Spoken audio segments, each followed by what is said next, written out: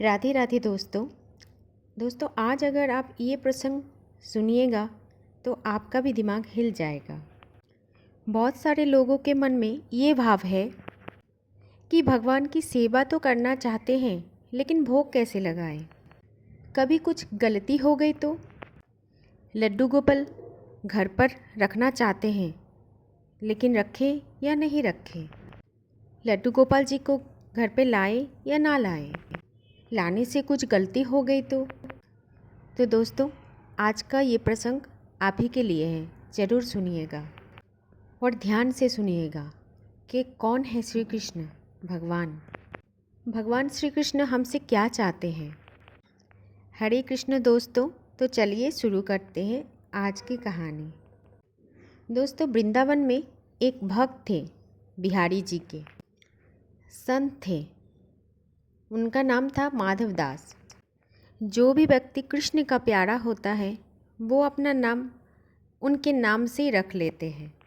जैसे कुंज बिहारी, कृष्णदास, माधव दास, ऐसा ही कुछ नाम उनका भी था, माधव दास।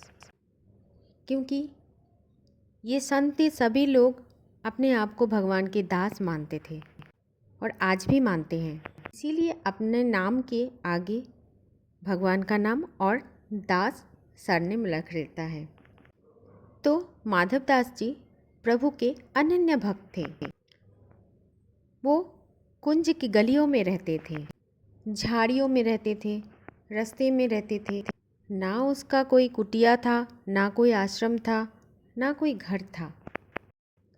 बस ऐसे ही कहीं पे भी रह लेते थे क्योंकि उनको लगता था कि वृंदावन में भी मुझे रहने के लिए जगह मिला है, यही मेरे लिए काफ़ी है। मैं तो ठाकुर जी के दिल में रहता हूँ, यही मेरे लिए काफ़ी है। वैसे ही वो संत माधवदास ब्रिज की मिट्टी में लिपट के रहते थे। माधवदास जी भोजन क्या करते थे ये सुनकर आप हैरान हो जाओगे। वृंदावन में बहुत सारे आश्रम हैं, तो ये आश्रम में बहुत सारे संत लोग आते थे और वो लोग भोग लगाते थे और उनका जो झूठा प्रसाद फेंक देते थे रोड के ऊपर या फिर रास्ते के ऊपर, वही से माधवदास अपना प्रतिदिन का भोग निवारण करते थे। माधवदास जी पहले वो झूठे भोजन को इकट्ठा करते थे, फिर उस झूठे भोजन का भोग भगवान को लगाते थे। उसके बाद खुद वो भोजन करते थे। बड़े अलग मिजाज के भक्त थे ठाकुर जी का। बड़ा अलग प्रेम था माधवदास जी के मन में ठाकुर जी के लिए।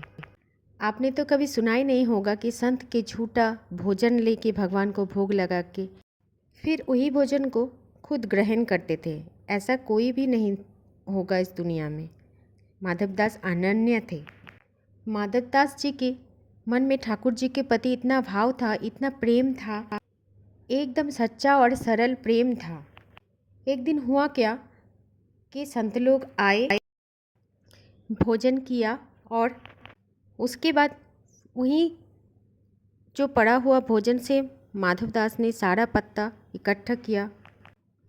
माधवदास को बहुत जोरों की भूख लगी थी। वो भूल गए थे कि ठाकुर जी को भी भोग लगाना था।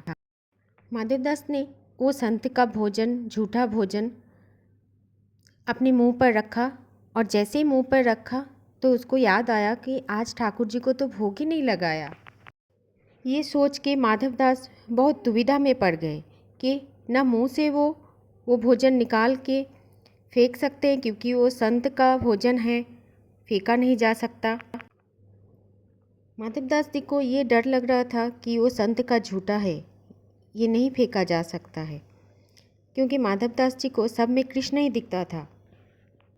अब तो माधवदास बहुत दुविधा में पड़ गए थे क्योंकि वो भोजन को ना अंदर को कर पा रहे थे ना बाहर निकाल पा रहे थे।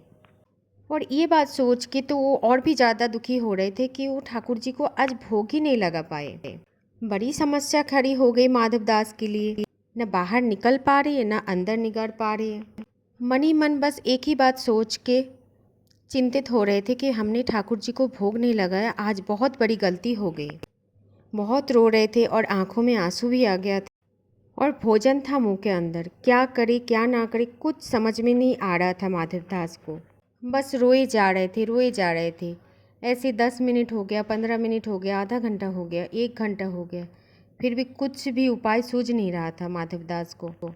ऐसे आधा दिन बीत गया, पूरा दिन बीत गया, पूरी रात्रि बीत गया, लेकिन अभी भी माधवदास के मुंह में वही निवाला मुंह में रखा ही है, लेकिन कुछ भी उपाय सूझा नहीं उसको। यही सोच के वो अभी भी रोए जा रहे थे कि मैंने ठाकुर जी को आज भूखा रहने दिया, क्यों नहीं उनको भोग लगाया, मेरे ठाकुर जी आज भूखा है। और वो संतों का झूठा भोजन भी वहीं पे पड़ा हुआ था, ना अंदर को ले रहे हैं ना बाहर फेंक रहे हैं, क्योंकि दोनों तरफ ही सम्मान की बात है, दोनों तरफ ही भगवान की बात है। इसीलिए ना खा पा रहे थे भोजन को, ना मुंह से निकाल पा रहे थे और रोए जा रहे थे। मन ही मन ठाकुर जी से माफ़ी भी मांग रहे थे और बार बार यही कह रहे कि प्रभु मुझे गलती हो गया, मेरे से पाप हो गया, एक बार मुझे क्षमा कर दीजिए, मुझे क्षमा कर दीजिए प्रभु। और ठाकुर जी को याद करते जा रहे थे।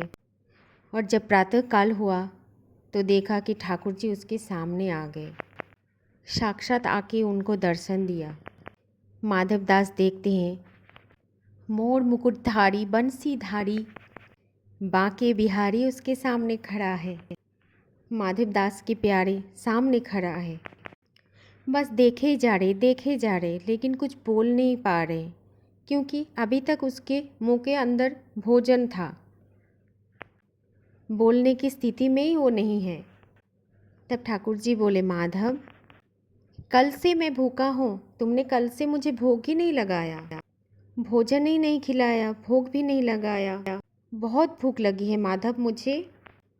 तब माधवदास इशारों में कह रहे, प्रभु मुझसे बहुत बड़ी गलती हो गई, समझ ही नहीं पा रहा हूँ कि मैं क्या करूँ। जब भोजन मुंह में ले लिया तो याद आ रहा है कि ठाकुर जी को भोजन ही नहीं करवाया, आज भोग ही नहीं लगवाए, मेरे प्रभु को तो मैंने आज भोग ही नहीं लगवाए।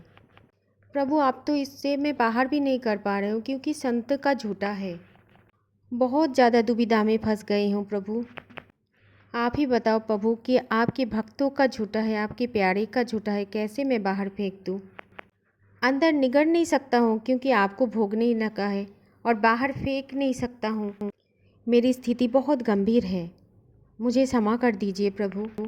तब ठाकुर जी बोले, अरे माधवदास इतना क्यों सोच रहे हो, जब तुमने मुंह में ले लिया था तो उसे भोग लगा देते। तब माधवदास इशारा कर रहे कि नहीं प्रभु आप ये भोग लगाइए जो यहाँ पर रखा है, मुझसे गलती हो गई प्रभु। तब ठाकुर जी बोले, अरे माधवदास क्या गलती हो गई, आप भोजन को मुंह से निकालो और मुझे भोग लगाओ।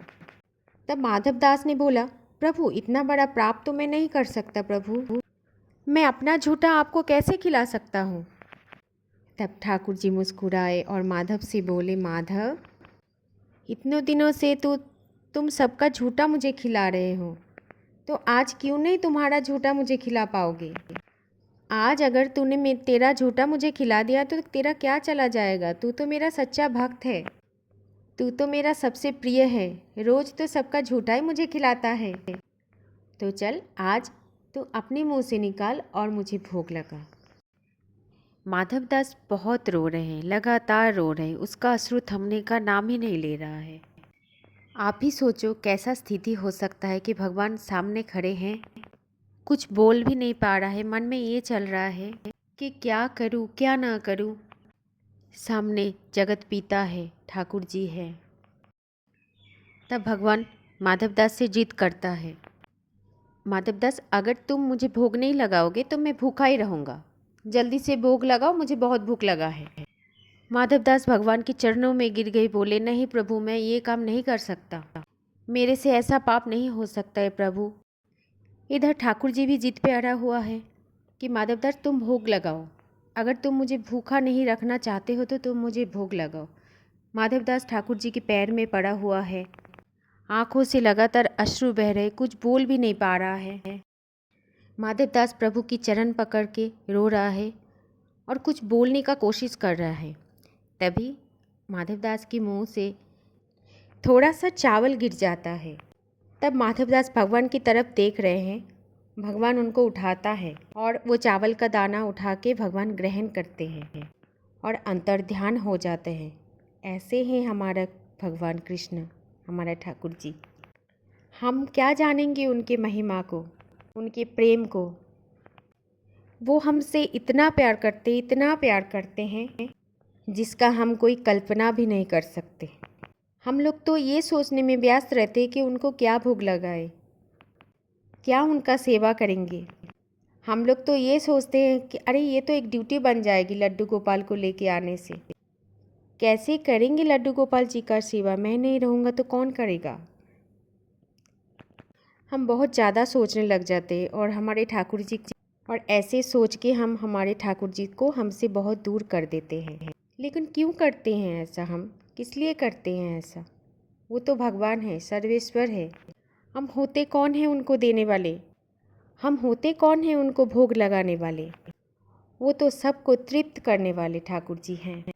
हम तो अपने भाव से, अपने प्रेम से कुछ भी अर्पण करते हैं ना, तो वो वही ग्रहण कर लेते हैं। ठाकुर जी हमसे हमारा भाव को ग्रहण करते हैं। भगवान तो सिर्फ हमसे हमारा भाव चाहते हैं, हमारा प्रेम चाहते हैं। हम तो बस भगवान को इसी का भोग लगा सकते हैं। उन्हें हमसे कुछ भी नहीं चाहिए होता। वो हमारे दाता हैं, वही हमें सब कुछ देते हैं। तो कभी ये बात नहीं सोचिएगा कि मैं घर में आए भगवान का कैसे सेवा करूं, मैं लड्डू गोपाल जी का कैसे सेवा करूं। हम जब भगवान को आरती करते हैं तो बोलते हैं, तेरा तुझको अर्पण क्या लागे मेरा। बड़ी सत्य लाइन है ये। हमारे पास है ही क्या जो हम भगवान को चढ़ाएं। हम तो केवल भाव के अलावा, प्रेम के अलावा कुछ नहीं चढ़ा सकते उनको। उनका ही सब कुछ है। और सच में कुछ भी हमारा है तो बस हमारा ईश्वर है, हमारा प्रभु है, हमारा ठाकुर जी है, और कोई नहीं है। सिर्फ और सिर्फ वही हमारा साथ हर पल देते हैं, हर समय देते हैं। भूत, भविष्य और वर्तमान सब कुछ वही है। बस आपका विश्वास जो है वो प्रगाढ़ होना चाहिए और बहुत ज़्यादा मजबूत होना चाहिए। हमें अपना विश्वास को मजबूत रखना है और प्रेम से बोलना है, हरे कृष्ण राधे राधे।